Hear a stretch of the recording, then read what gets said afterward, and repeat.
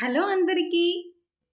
పనస గింజల మసాలా కర్రీ చాలా టేస్ట్ ఉంటుందండి. మనం పనస గింజలు ఫస్ట్ తొక్క తీసుకుని కుక్కర్లో వేసి ఒక 4-5 విజిల్స్ రానివ్వాలి. మిక్సీ జార్లో మనం మసాలా పేస్ట్ రెడీ చేసుకోవాలి. ఎండు కొబ్బరి లేదా పచ్చి కొబ్బరి, అల్లం, వెల్లుల్లి, మీకు ఇష్టమైతే జీడిపప్పు కూడా వేసుకోవచ్చు. నేను టొమాటో వేసి మెత్తగా గ్రైండ్ చేశానండి.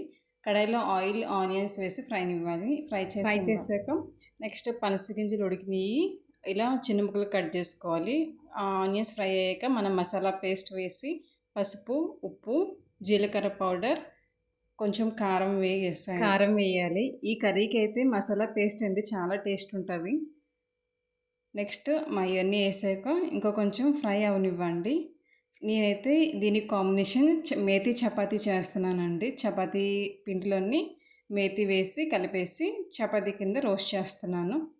నెక్స్ట్ ఇది అయిపోయాక ఈ కూరలో మనం పనసగింజలు వేసుకోవాలండి. పనసగింజలు వేసేసి మనం కొంచెం మగ్గనివ్వాలండి. మగ్గనిచ్చి కొద్దిగా వాటర్, మనకు కావాల్సిన వాటర్ అనేది యాడ్ చేయాలి. వాటర్ కొంచెం ముక్కలు ములిగేలాగే యాడ్ చేసుకున్న తర్వాత గరం మసాలా వేసుకోండి. గరం మసాలా వేసి బాగా కలపండి. లాస్ట్కి కసూరి మేతి వేసుకోండి. వీడియో నచ్చితే చాలా టేస్ట్ ఉంటుందండి.